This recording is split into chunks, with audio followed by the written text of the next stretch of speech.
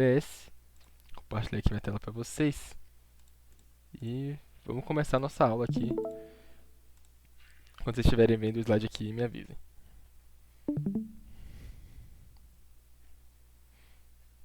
Pra mim, tô vendo. tô vendo já. Tô vendo. Beleza, beleza.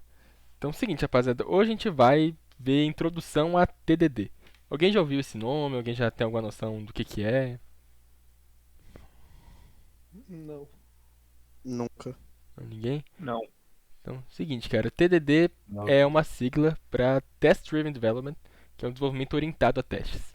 E é uma técnica de desenvolvimento de software, né, que ela é bastante utilizada em diversos contextos. É a técnica que a gente utiliza aqui na Struct, na construção do back-end, né, pelo menos tenta utilizar. Ela consiste em um ciclo bem básico. Né? Primeiro você escreve um teste automatizado, né, para a funcionalidade que você quer fazer. Então, se você quiser fazer, sei lá, um sistema de login, você primeiro faz todos os testes e fala, tipo, o meu sistema de login, quando eu quiser mandar tal sistema, qual tal parâmetro, ele vai retornar isso, ele vai fazer tal coisa, ele vai, sei lá, enviar um token, não sei o que lá, não sei, qualquer coisa que você precise que ele faça, você vai botar, ele vai ter que fazer isso. E os casos de erro também, tipo, se eu mandar a senha errada, ele vai ter que me retornar isso aqui também. Se o e-mail do login não existir, ele me manda essa outra coisa. Então você faz todos esses casos de teste primeiro, antes de fazer o código. E aí depois você escreve esse código até que você valide todos os casos de teste. Até que você tenha um método de login que você construiu ali que cumpra todos os requisitos que você construiu antes. Né? E por último você refatora esse código, né? Deixa ele mais bonito, mais num padrão aceitável de formatação do código. Sei lá, geralmente tem um padrão, né, para letra minúscula, letra maiúscula em alguns métodos. Deixar ele mais parecido com o resto do código, né, do seu sistema. Que um sistema mais complexo tem vários arquivos escritos por várias pessoas diferentes, então no final de tudo é sempre bom dar uma olhadinha para ver se o seu código não está muito diferente do resto da parada. E a gente faz isso num ciclo. Para cada funcionalidade, a gente escreve os códigos, a gente revisa os testes, no caso, né? Escreve esses testes, revisa eles também, né? Sempre vai vendo quais códigos a gente fez, quais códigos que faltaram fazer.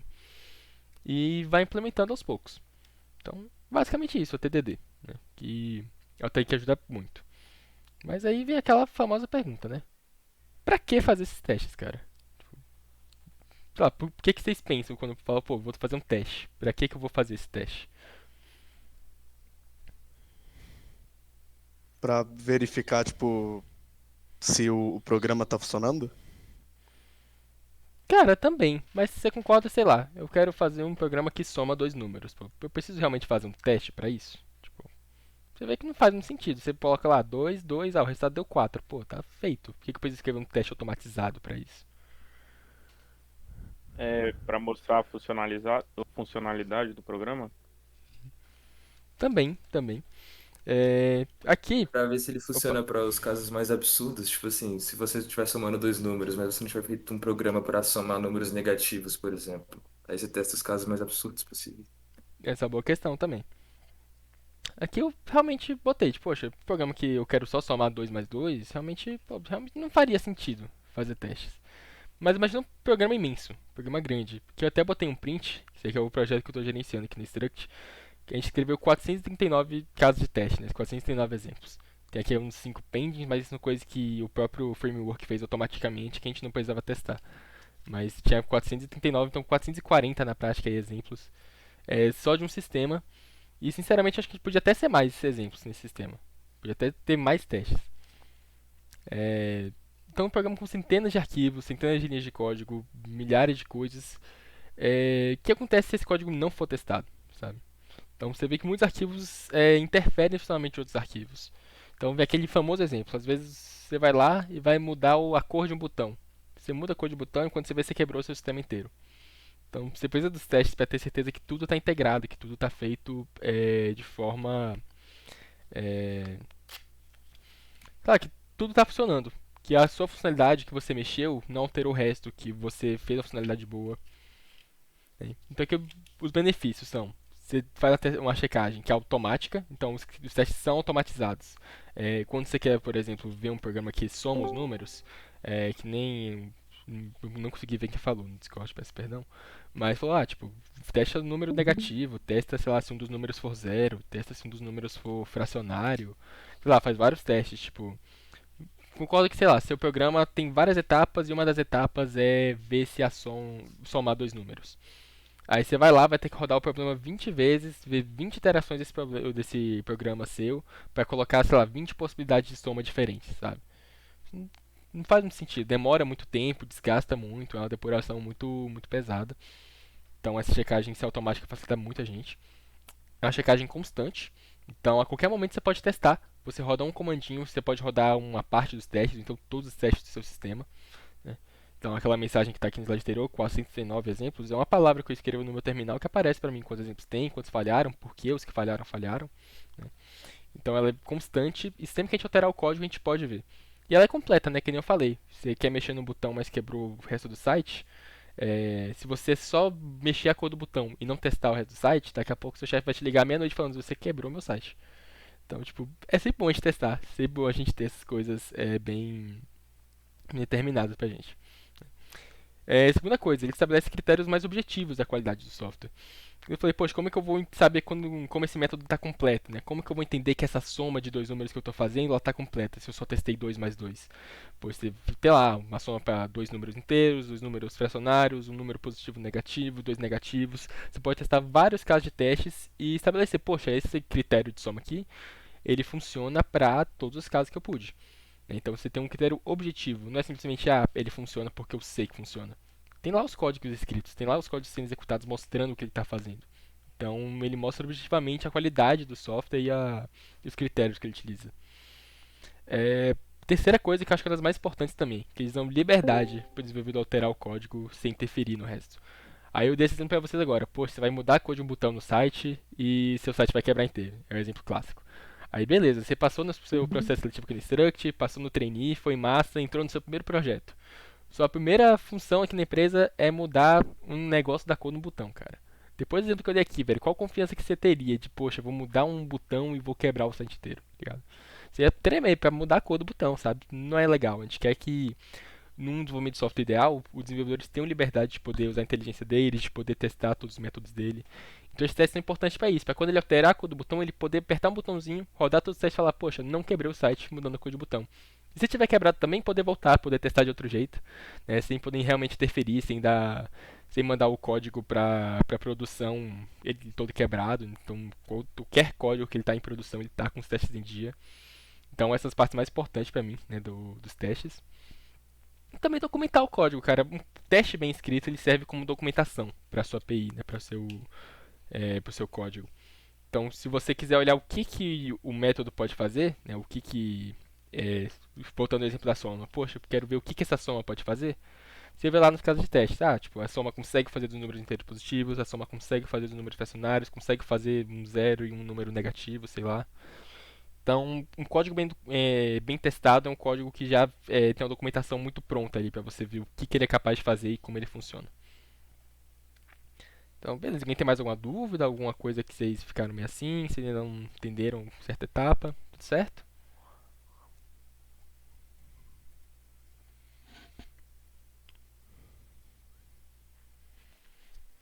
Pô, beleza então. Qualquer coisa é só me interromper aí que a gente vai. Então, para a próxima pergunta. Pô, beleza, Bruna, você me convenceu. O teste é maneiro demais. Bora fazer teste. Vou fazer todos os testes possíveis. Quais testes eu tenho que fazer? Tipo, isso também é uma pergunta muito difícil e eu acho que é mais na prática. Quando você for vendo, assim, a gente agora vai, a cada etapa que a gente mostrar na construção do back-end, né, nas próximas semanas, a gente vai estar fazendo também os testes de cada etapa, de cada componente. Então vocês vão poder ver isso na prática e pegar uma noção de como isso é feito, né? Então acho que essa prática é muito importante. Mas você pensa, pô, qual teste eu tenho que fazer, sabe? Se eu quero fazer um aplicativo bem testado, eu tenho que entender o que eu tenho que testar nesse aplicativo. Se eu vou testar todos os caminhos, se eu vou testar todas as possibilidades, se é possível fazer isso, como eu testo isso. Então, o que vocês imaginam que a gente teria que testar, por exemplo, sei lá, acho que a soma é um exemplo muito batido, que é um exemplo, sei lá, de muitas. Que é só pegar ali a soma de diferentes números. Mas o método de login que eu comentei, quando você faz login num site, o que você imagina que ele está fazendo de testes por trás nos panos ali? Testar a verificação do e-mail, senha, Testar se os dados estão corretos. estão corretos. Sim. testar se tá mandando pro banco de dados Testar a também. resposta do banco, né? Sim. Boa, boa. É, é mais ou menos nessa linha. Opa, ele comentou alguma coisa aí? Não sei se cortei alguém, senão pode falar que. Enfim. Então, o que os testes eles devem ser? Né? Tem essas cinco características de um bom teste que a gente imagina que ele tem que ser feito. Né? Tem que ser válido, então ele tem que mostrar falha, ele tem que mostrar um defeito. Não adianta você fazer um teste que ele diga que tá tudo bem e você, tá tudo bem, vou deixar passar aqui. Não, tipo, o teste realmente tem que mostrar se tiver errado, alguma coisa está errada. Ele tem que ser confiável, né? Então tem que ser independente a escolha dos dados. Não adianta você fazer um teste para um método de soma, funcionar quando a soma for 2 mais 2 e não funcionar quando a soma for 3 mais 3. Ele tem que funcionar para todos os números, todos os casos de soma. Ele tem que não testar todas as possibilidades, né, porque são possibilidades infinitas, mas de alguma forma garantir que ele vai dar sempre esse resultado correto, e não só um resultado específico que dá sempre certo. Ele tem que ser completo, ele tem que testar todo o código, e tem até essa observaçãozinha aqui embaixo, né, que é impossível testar 100% de programa muito grande. Imaginando um conceito já bem simples, né, que é um if-else, que é a estrutura que a gente viu lá em Ruby. Você imagina nesse código que eu mostrei ali, que tinha 440 testes, centenas de linhas, quantos if-else devem ter lá? Cada if-else é uma possibilidade a mais que esse código vai ter. Tipo, em certa escala chega a ser impossível você testar todas as possibilidades, ainda mais quando vem um if-else dentro de um if-else, um elif, um switch, várias possibilidades. Isso começa a ser meio impossível de testar conforme o programa aumenta, conforme a escalabilidade do programa aumenta. Né? Mas tem que fazer o máximo de testes possíveis, tem que encontrar um parâmetro que a gente consiga fazer tudo possível, né, de testes e tentar deixar o máximo possível. Por mais que 100% seja impossível de alcançar, em teoria, dependendo do seu programa, que nem eu falei da soma, né? Você não vai testar a soma para todos os números. Você não vai testar 1 mais 1, 2 mais 2, 2 mais 1, 3 mais 1. Você não vai testar tudo, é impossível. Mas você pode fazer alguns testes que garantam que, para tais casos e para casos semelhantes, isso aqui vai funcionar. Ele tem que ser eficaz. Então, quantos mais defeitos você encontrar no seu teste, melhor. Porque quer dizer que seu código tinha defeitos. Né, que você precisa melhorar seu código. Não adianta você fazer um bocado de teste, se os testes serem fáceis de passar, seu código, você fazer um código porcaria lá e passa tudo, sabe? Ele tem que ser eficaz, ele tem que ser bom. E ele tem que ser eficiente também, tem que gastar o mínimo de recursos possíveis. Não adianta você ter um programa levinho, sei lá, Netflix da vida que roda no seu celular hoje em dia, você pode ver qualquer filme, qualquer coisa. Mas só de teste você tem que esperar 1 minuto pro programa abrir para ele rodar os testes, ou sei lá, tipo, não faz sentido isso. Não faz sentido ter um teste mais pesado que o programa em si. Então tem que fazer um esforço para esse teste ser eficiente, para rodar num tempo legal, sem gastar muita memória. Fazer a otimização do código desse teste. E aí, para o nosso back-end, a gente geralmente vai testar todas as modos e todas as validações dessas modos, né? Se eu não me engano, vocês tiveram aula de introdução ao Rails na segunda-feira. Então, qualquer coisa que eu falar aqui, algum termo que vocês não lembram, que ainda está meio obscuro, vocês podem falar, né? E todas as requisições de cada controller também. Então, se lá, um controller de todos os usuários. Vai ter, para mostrar a todos os usuários, para criar um usuário. Você vai fazer um teste para cada um desses métodos. Beleza? Alguma dúvida até aqui nesse slide? Algum parâmetro vocês ficarem em dúvida? Alguma coisa do Rails vocês também estão. Eu tenho Opa, uma dúvida. por favor. Eu provavelmente isso vai ser falado ainda nos próximos slides, eu acho, não sei. Mas eu vou perguntar logo agora que eu tô muito em dúvida. Quem faz os testes? É o Rails? A, É a gente que programa os a testes? gente Como é? escreve os testes. A gente usa uma framework de testes que nem eu mostrei. Vou até voltar o slide. Aqui, esse código, né? Que finish é de tantos segundos, tantos exemplos, tantos pending. Todos esses exemplos a gente escreveu. A gente usa uma biblioteca que facilita a gente escrever esse teste, né? Traz algumas sintaxes, alguns métodos para a gente utilizar.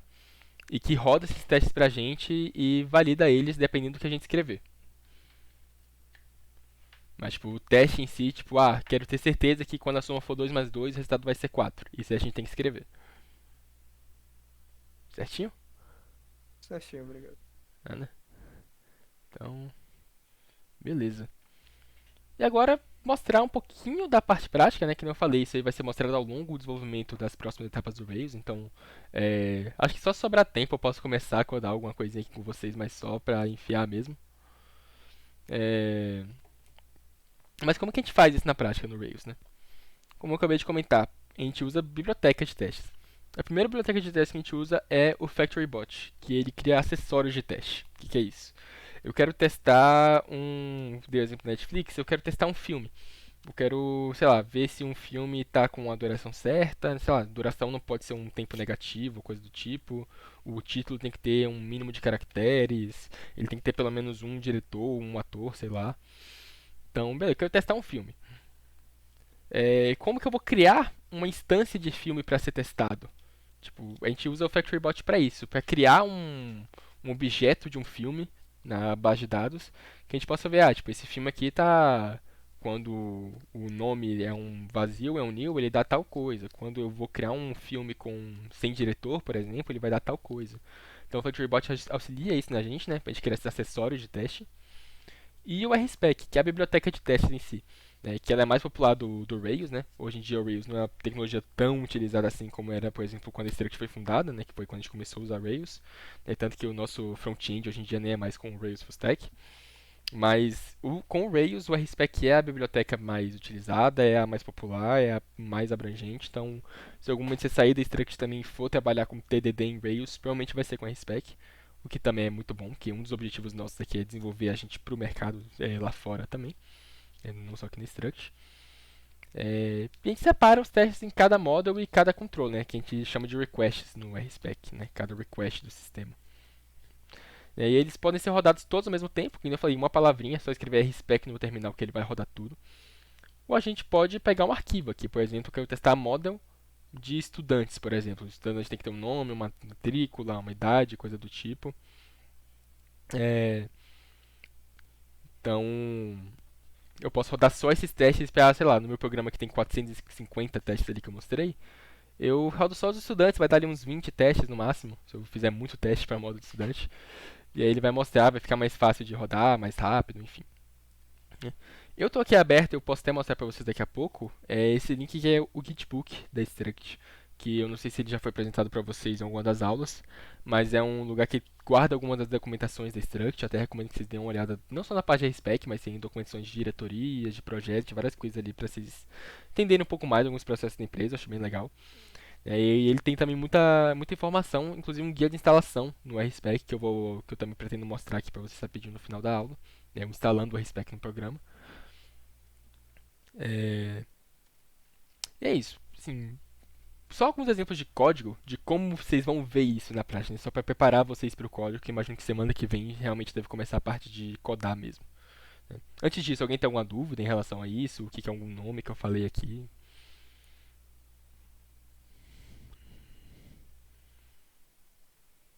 Então, beleza. Então, como que é a sintaxe disso aí? Vamos começar. Quando você gera uma nova model, né, que eu testando modos primeiro, né, quando você gera tanto a model quanto a controller, com o RSpec já instalado e configurado, ele já cria automaticamente para vocês. Ele já está lá, tipo, vai ter um arquivo na pasta das models, o arquivo spec aqui, esse require Rails helper. Ele vai pegar só um código de um arquivo auxiliar, né, para poder pegar algumas bibliotecas, uma coisa que ele precisa para rodar esses códigos. RSpec, describe student, né, que é a mesma model que eu botei aqui no exemplo, né, uma model de estudantes. E o tipo dela vai ser uma model, né, para mostrar aqui. E a gente cria o quê? Primeiro a gente cria contextos, então eu quero, sei lá, checar o nome do estudante. Eu posso checar a senha, né, se for fazer realmente uma coisa de login. Eu posso testar a idade, se for um serviço que, sei lá, o estudante tem que ter pelo menos 18 anos, ou 10 anos, ou 50 anos, sei lá. A gente pode fazer qualquer validação nesse sentido. A matrícula tem que ter tantos números, enfim. A gente pode validar qualquer instância nessa model, qualquer campo dela. E a gente testa geralmente dois casos, né? Que é quando está tudo certo, né? Quando aqui testando o nome. A gente vê quando o nome está certo e quando o nome não está certo. E aqui você começa com o teste vazio. Se eu rodar, né? Se eu usar esse comando aqui, RSpec agora, ele vai mostrar dois exemplos. A gente tem dois testes, né? Que são esses it, né? Então ele marca que é um exemplo e 0 falhas. Você não testou nada, você não falhou em nada também, né? Se você não fazer uma prova, você não falha nela. Você tirar 0 porque você não fez, tá vazio. Mas tecnicamente não foi mal nela, só não fez. Então o nosso objetivo é criar isso aqui, é criar um teste legal. E aqui a gente tem até algumas sintaxes que a gente nem usa tanto na Struct, mas que servem para para validar os testes. Então aqui a gente tem 3 exemplos e ele começa com 3 falhas, porque como eu comentei, o objetivo nosso é escrever os testes e depois de a gente escrever os testes, a gente escrever o código. Então nesse momento aqui, a gente não tem nenhum código feito, a gente não tem nada nenhuma validação para essa model, né? Então a gente começa aqui com o estudante, estudante vai ter um nome, aluno e a idade 20. Você espera que com esses dados aqui, que aparentemente não tem nada de errado desses dados, ele seja válido, né? Então expect estudante, que é esse student que ele criou aqui. Essa syntaxe aqui, inclusive, não é a syntaxe que a gente usa em dia, porque a gente usa a syntaxe do FactoryBot. Então, esses dados mais padrões, tipo nome de aluno, idade, a gente não precisaria nem mandar aqui com o FactoryBot. Vou mostrar para vocês daqui a pouco. Como fala? E ele espera .to be valid. Né? E tem várias sintaxes, né? Por exemplo, to be valid, tem o to not be valid, quando a gente quer que não seja válido, né? Tem o to be invalid, né? Que em tese é a mesma coisa disso aqui, mas ao invés de você botar um not aqui, você coloca um invalid. Então, negativo com positivo dá negativo, e positivo com negativo dá negativo também. É só questão da ordem, de como você acha mais bonitinho mesmo. E aqui vocês veem que a gente testa 2 casos que o nome não está legal. A gente testa se o nome é vazio, é um nil, então o estudante sem nome nenhum, ele tem que ser inválido, né, não pode ser válido. E se o nome do estudante que a gente colocou aqui tem menos de 3 caracteres, é um mínimo que, sei lá, a gente estipulou, a gente pode editar isso também. A gente espera que se eu botar o nome oi aqui, ele seja válido, né, que existe um estudante. E, para testar modos é basicamente isso que eu tenho aqui. Quem tem mais alguma dúvida, alguma sintaxe que quer entender um pouquinho mais? Esse require aí, ele é para importar a biblioteca Rails Helper? O Rails Helper não é uma biblioteca, né? Ele é um arquivo.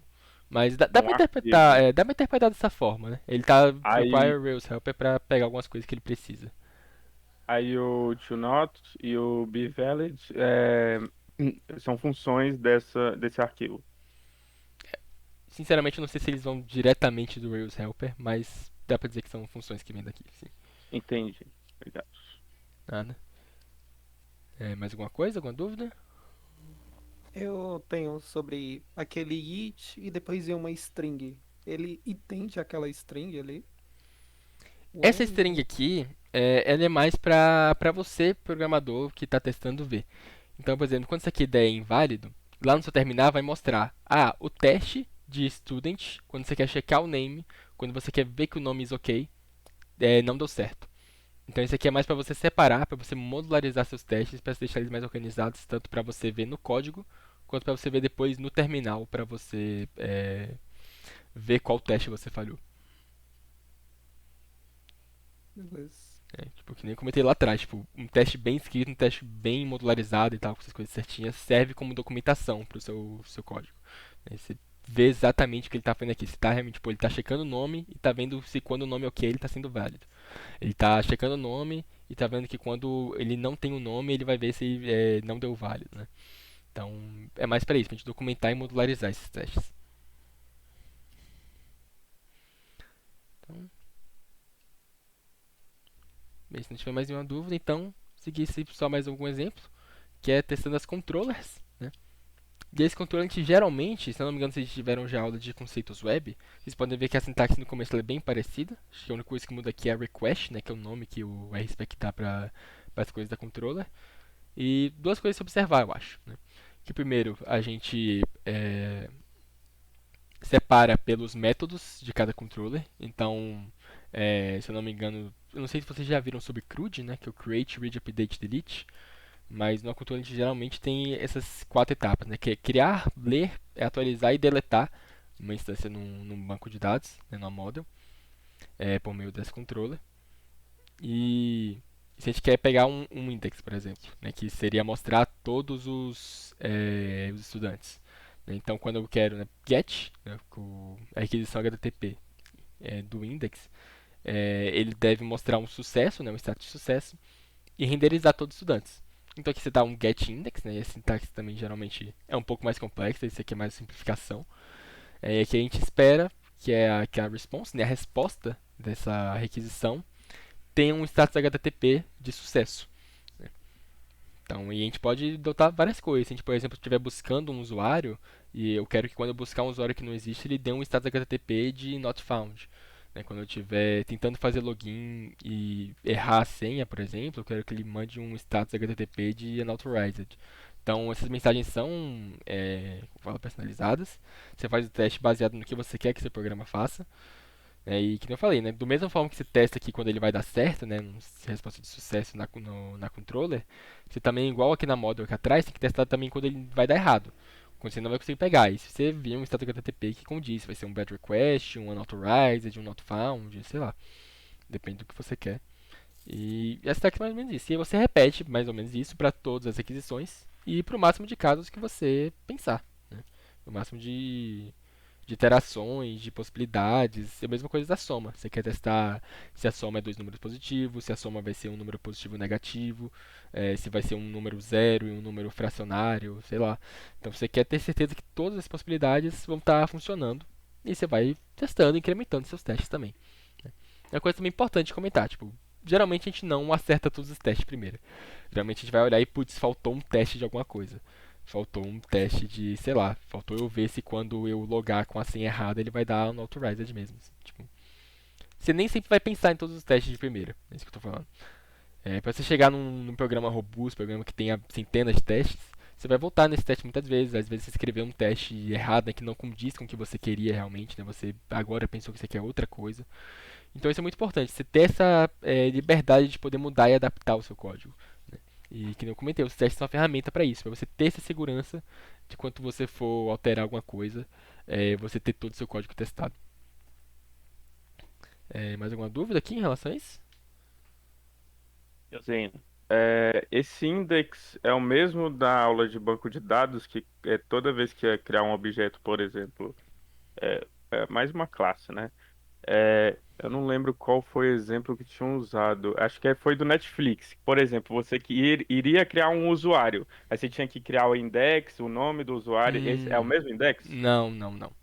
Não? O index do banco de dados é como se fosse um ID do usuário. Não foi assim que ele explicou? Aham, sim. Sim, que é a chave primária, uma coisa única dele. Né? Esse index é o nome que a gente dá para o método que vai mostrar todos os usuários, por exemplo. Então, se você quiser ver todos os filmes da Netflix, você vai chamar um método index, né? Index dos filmes, por exemplo. Aqui no students, você vai mostrar Entendi. todos os students, né? Então, Entendi. não, essa é a mesma palavra que serve para duas coisas, realmente. Entendi. Mais alguma pergunta, alguma dúvida?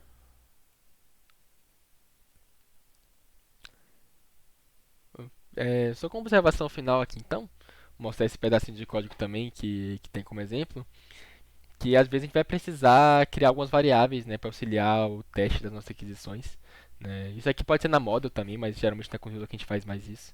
Então, por exemplo, eu quero os parâmetros de estudante. Né? Quando você quer registrar um estudante aqui nesse caso, você tem que mandar os parâmetros dele. Então, você vai armazenar isso aqui na variável que vai ser chamada em algum momento na sua requisição.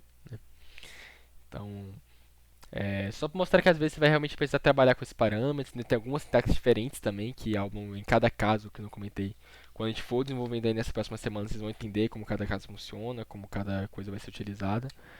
Mas é mais para mostrar que outra ferramenta que a gente provavelmente vai ter que utilizar ao longo enfim, da carreira de vocês na Struct, em qualquer lugar, fazendo desenvolvimento orientado a testes para realizar esses testes da melhor forma possível. Beleza? É, Alguma dúvida em relação a esse slide aqui? A sintaxe dele, que seja? Fique à vontade.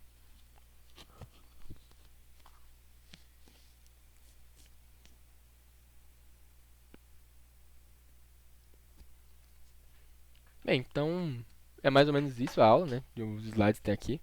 É, E aí, queria saber de vocês, como é que vocês estão, se tem alguma dúvida, se tem alguma coisa aí que vocês querem ainda ver. Eu criei um repositório aqui, se vocês quiserem eu posso começar a codar algumas coisas mais pra mostrar como faz o teste, a instalação do RSpec. Mas antes de a gente começar a fazer isso, alguém tem alguma dúvida, alguma coisa? Eu acho que, tipo, dúvida tem, mas deve ser só, tipo, por falta de prática mesmo. Tipo, na hora de codar mesmo, aí acho que tira a dúvida. Você quer que eu voltar em algum slide pra comentar, pra falar Não, alguma não, coisa? não. Só, tipo, muita coisa pra ver numa só aula e Não, isso aí. certamente.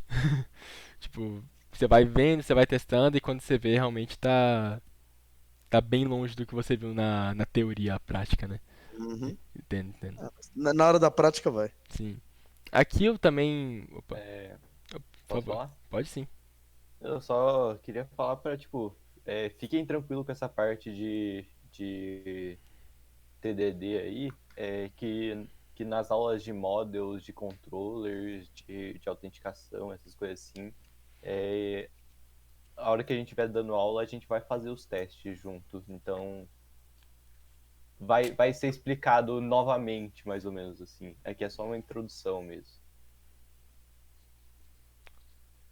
Pô, isso aí.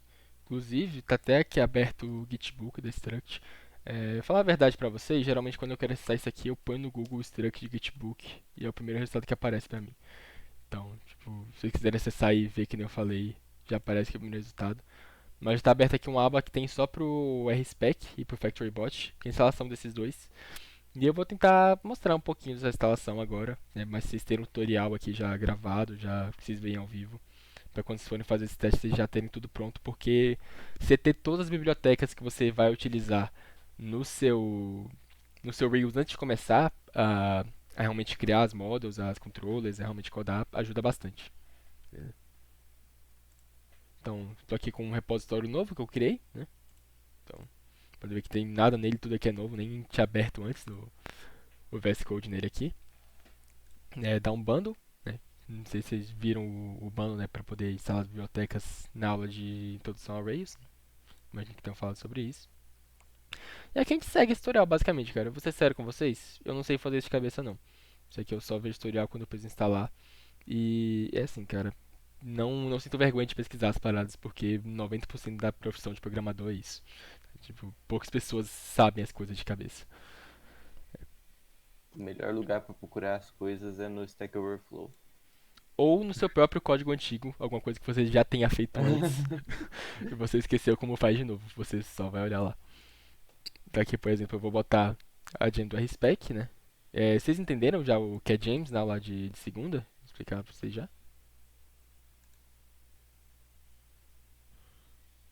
É o quê? As gems, a gem file aqui do Ah, Rails. Gem, sim, sim. Ah, massa, massa.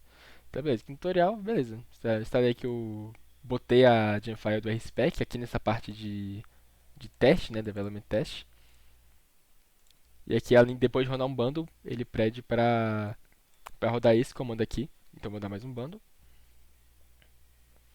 E vou rodar isso aqui. Rails generate rspec install. Só falando que segunda, se eu não me engano, eu acho que não foi falado sobre o bundle especificamente, mas Não? o bundle é para instalar todas as gems da sua gem file dentro do projeto.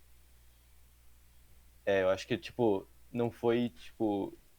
Não sei nem se foi citado, mas eu sei que não foi aprofundado mesmo. Esqueci de salvar aqui. Não lembro se foi citado. Tipo, mas tá, caso vocês tenham alguma dúvida, o bundle é para instalar as gems que estão na gem file do seu projeto.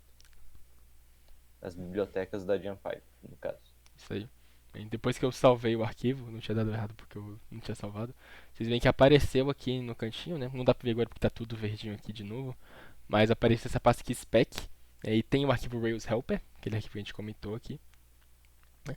E esse outro spec helper também. E a gente não mexe muito nesses arquivos, além da instalação, a gente tem que mudar algumas coisas nele também. Mas é mais com o FactoryBot. Né? Então o RSpec ele tá pronto aqui, tá instalado. Instalar também já o FactoryBot também. Vamos ver como é que faz. Também vai colocar nessa parte aqui. Então, lá a nossa gem file.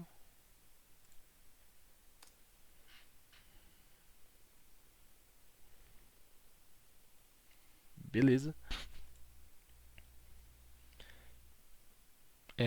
E agora que a gente tem a parte spec criada, velho no tutorial, lá dentro, uma outra pasta, criar uma pasta suporte e criar um arquivo factorybot.rb. A gente vai basicamente copiar e colar esse código aqui dentro. Então lá no spec, suporte, factorybot, RB. Copiar isso aqui. Não copiei, na verdade. Agora sim, salvou. E aqui por fim, né, que ele coloca, a gente tem que ir lá no nosso Rails Helper, né, que é esse arquivo aqui. E descomentar essa linha aqui, se não me engano. Só conferir. É essa mesmo. Só salvar. E agora esse aqui já está meio que pronto para ser utilizado. Vou dar um banner aqui só para garantir. Em tese já está tudo certinho. E só para mostrar, acho que a gente já concluiu. Antes de tudo, ninguém teve alguma dúvida nessa parte de instalação. É mais seguir um tutorial mesmo. Que nem eu falei, duvido que alguém na Struct saiba tudo isso de cabeça, esse código para botar aqui, por exemplo. Então, não se preocupe muito em decorar essas coisas. Mais alguma dúvida?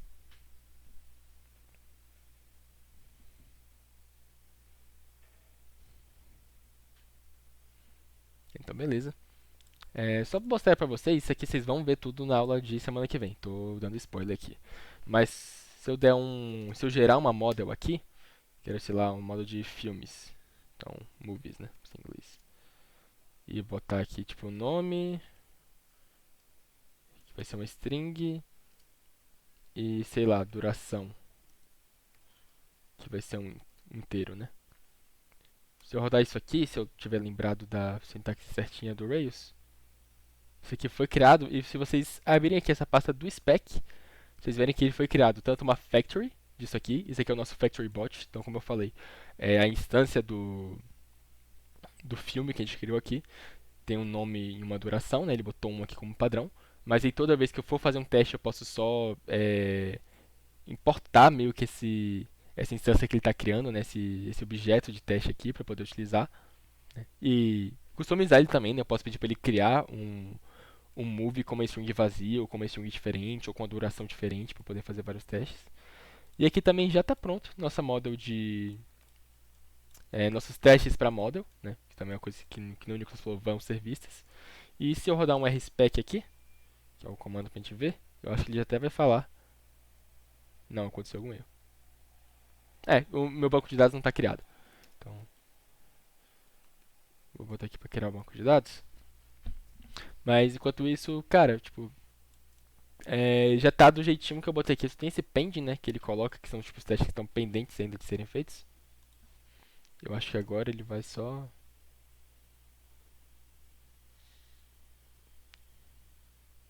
Falta migrar, ok.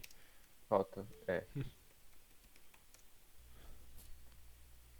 Então dá até pra voltar no slide aqui, que é mais ou menos desse jeito que tava aqui, né, no comecinho, quando a gente quer testar modos, né. Aqui tava vazio, aqui tá só, tipo, escrito, tipo, estão pendentes testes aqui.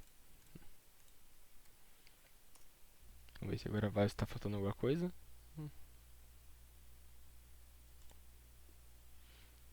E é isso, ele já dá um exemplo, né, tem um exemplo, ele não falhou porque não tem nada, mas tem aqui pendente, que ainda não foi implementado, né, que tá escrito. No spec, modules, move spec, que é essa pasta daqui, esse arquivo que a gente vai começar a mexer. E que vocês vão aprender a partir da próxima semana a desenvolver essas modas, esses controllers, tudo usando o TDD. Alguma dúvida, alguma questão ainda que vocês querem resolver? Alguma sintaxe que ficou meio estranha? Sei lá, qualquer coisa vocês podem falar. Sintam-se à vontade.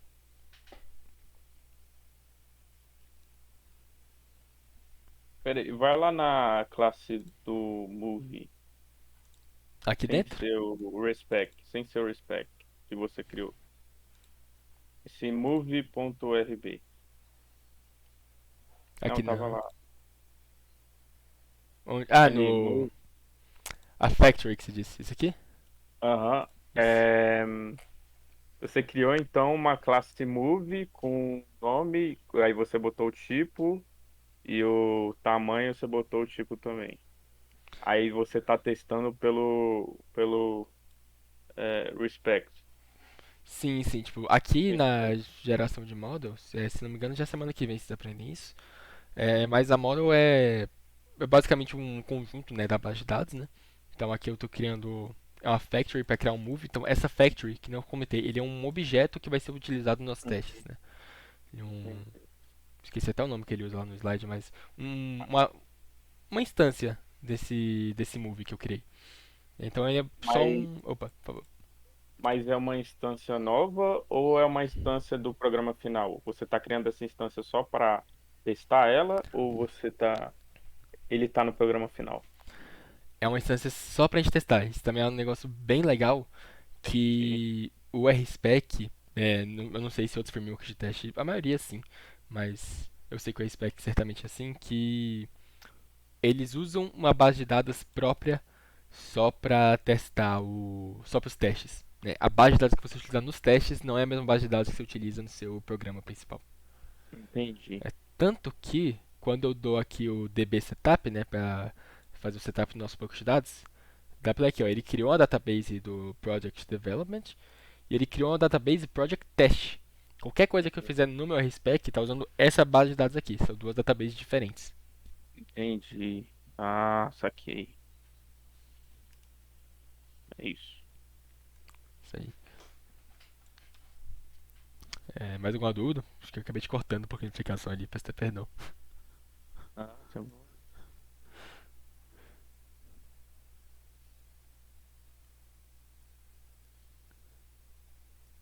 Então, acho que é isso. Dá pra dar como encerrada aqui a aula de hoje.